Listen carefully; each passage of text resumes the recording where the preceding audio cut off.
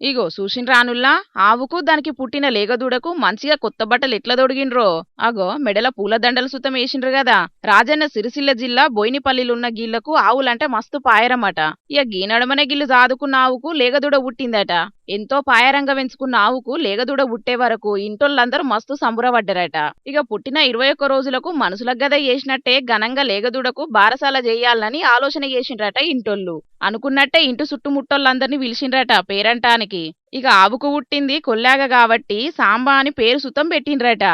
మా ఇంట్లో మా ఆవు గత 21 రోజుల క్రితం ఒక కోళ్ళకు జన్మనిచ్చింది.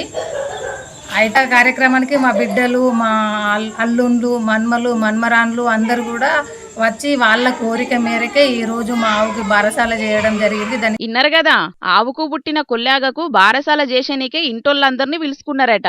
ఇక వాటికి కొత్త బట్టలు దొడిగే కార్యాన్ని పండుగ లెక్క సంబురంగా చేసుకున్నామంటున్నారు. అయితే పుట్టిన దూడకే గింత గ్రాండ్ గా బారసాల చేసిండ్రంటే ముంగట సంబంధం చూసి కొల్లాగకు లగ్గం సుతం చేస్తుండొచ్చని అనబట్టిండ్రు వైరల్ అయిన గీ వీడియో చూసిన పబ్లిక్ కొందరు. కానీ గిప్పుడున్న జమానాల కొందరైతే కన్న అవ్వయ్యల్నే చక్కగా పట్టించుకుంటలేరు. గసొంటిది గిల్లైతే సాదుకున్న మూగజీవాల మీద గింత పాయరం చూపెడుతున్నారంటే గిల్లు నిజంగా చాలా గ్రేటే కదా నుల్లా.